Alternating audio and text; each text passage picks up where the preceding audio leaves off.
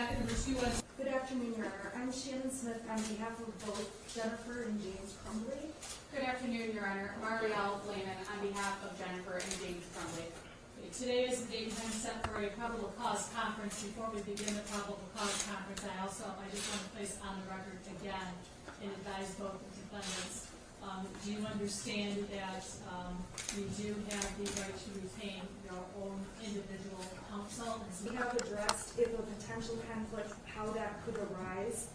We don't anticipate that's going to happen. We have actually executed a written waiver of any potential conflict with our clients. I'm sorry. I am sorry. I am not trying to be mean, but every time I see the Crumbleys, I just get the heebie-jeebies. Like, something is so off about them that I could get the vibe, like, through the phone, through the iPad, through the computer.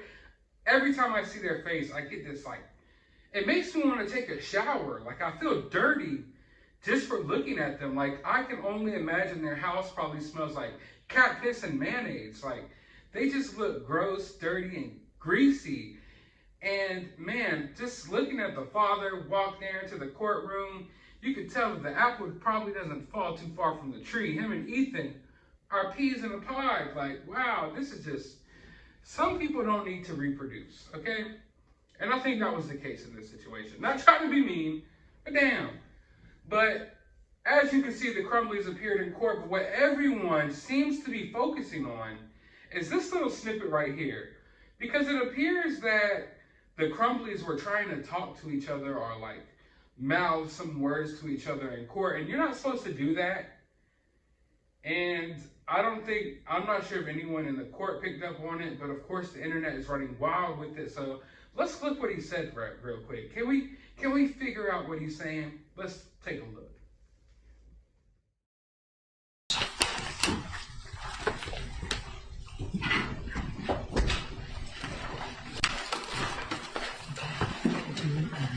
February 8th in the afternoon. And then we have to do this. All right, I don't know about you, but it looks like to me he's just saying I love you, and then he tries to say it again.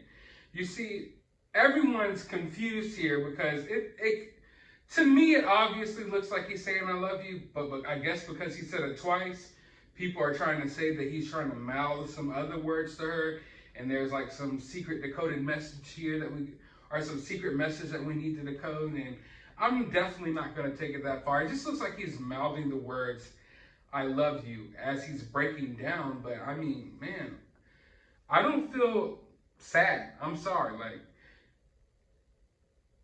I'm the type of person that can find humanity in anything a lot of times. So, I don't know, sometimes I can see things and still get emotional, even given, certain circumstances. But right here, I don't care. I honestly don't care. In any fiber of my being, I do not care. I don't feel bad for them at all. And seeing him mouth I love you and start crying, it definitely doesn't pull at my heartstrings at all. Maybe I'm just becoming a colder person, but I just really don't care. But I want to give you a little more backstory as to why they're in court. James and Jennifer Crumbley appeared in a Michigan court Tuesday for a probable cause hearing following them both being charged with involuntary manslaughter. The couple is accused of failing to intervene when school officials found disturbing drawings created by 14-year-old Ethan Crumbley just hours ahead of the incident. They also are accused of egregious acts for making a firearm bought days ahead of the incident available to their son. Judge Julie Nicholson granted a request from both prosecutors and the defense team to postpone a preliminary examination hearing to February 8th, not December 22nd. That hearing will determine whether the couple will face a trial. Oakland County Prosecutor Karen McDonald said that her office has only gone through a third of the discovery as of Tuesday afternoon, needing to still examine hundreds of pages of evidence. She also cited that victims' funerals were only recently held and there should not be an advancement of justice during the holidays. These funerals have just recently concluded, McDonald said. The prosecutor's office has a lot of work to do with a lot of the victims and the families. We do not think it's in their best interest or in the interest of the justice system to do that during the holiday season. McDonald says she expects between 15 and 20 witnesses to appear at the examination in February. So the only real thing to gather here is the fact that they're pushing off this preliminary hearing until February, which I definitely agree with. I don't think there is really a need to rush it at this point. You have them behind bars, you have Ethan behind bars, and thinking about the fact that it is the holidays, some of these people literally just got buried. I mean, I understand giving it until February. Also, I think the most important thing to take away from this is the fact that she said that she's only gone through a third of the evidence, which leads me to believe, I mean, it's pretty obvious at this point that there's a lot of things here that we don't know about yet. There has to be a lot of evidence that we don't know about yet. I know that we know about some disturbing videos that he recorded.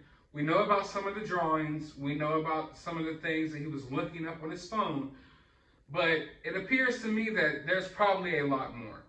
Not just a lot more evidence that are different things that they probably found within his phone, within his room, within his parents' home, but maybe evidence from some of the victims' families. You know, maybe there were some signs or some messages that he maybe sent to people on social media. There's something here. If they've only gone over a third of this evidence, and to be honest with you, we only know of a few things. We know about like 2 drawings. We know about him looking up ammunition while he was in class. We know about this countdown on Instagram. And we know about the videos that he's supposedly recorded at home. What I'm thinking is there's got to be more, not just at his home, but they probably collected some from some of these families, from some of the students at this school who may have received messages from him, may have, you know, just had interactions with him or something along that nature. And I wouldn't be surprised if some of the people who Ethan did go after that day, I'm not sure if he was targeting certain people or not, but I wouldn't be surprised if they've maybe had a previous run-in with Ethan as well. You know, all that is to be seen. But I think it's definitely something to think about here, and it's definitely obvious that there's more to this story that we don't know about that will probably look bad on the parents. You know, if there is more evidence within his room, just more signs that Ethan was a disturbed kid who was capable of doing something like this, then that's definitely going to be important if this does go to trial. Now, will this go to trial is a huge question. I don't know. I think it will.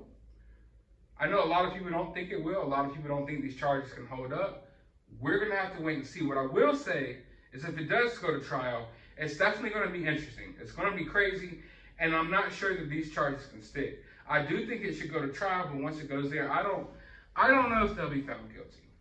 I don't know. I know emotionally we all want them to be found guilty, and I get it, but by law, I don't know how accountable they can be for this. I don't know. You know, I'm not a lawyer.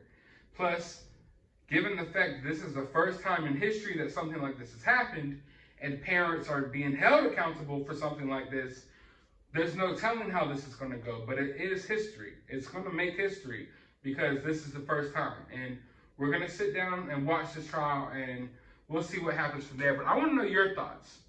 Do you think this should go to trial, shouldn't go to trial? Do you think it will? Will it not? If it does, will the charges stick? Will they get off from some type of technicalities? I want to know your thoughts about that down in the comments below, because I've been thinking about it, you know, here for like a couple of weeks now, and I'm not sure. You know, I'm not sure what will come out of this, but I want to know what you think down in the comments below. While you're down there, hit that thumbs up button, hit that subscribe button, ring that notification bell. Go to the description of this video. I will have my Cash App if you'd like to support the channel. YouTube isn't supporting the channel. They're suppressing my videos.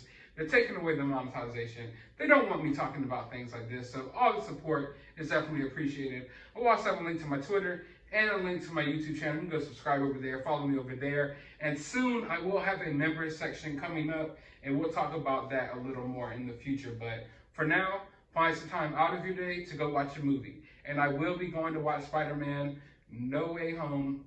Is that what it's called? Spider-Man No Way Home tomorrow at 3 o'clock. So really excited about that. But have a great day.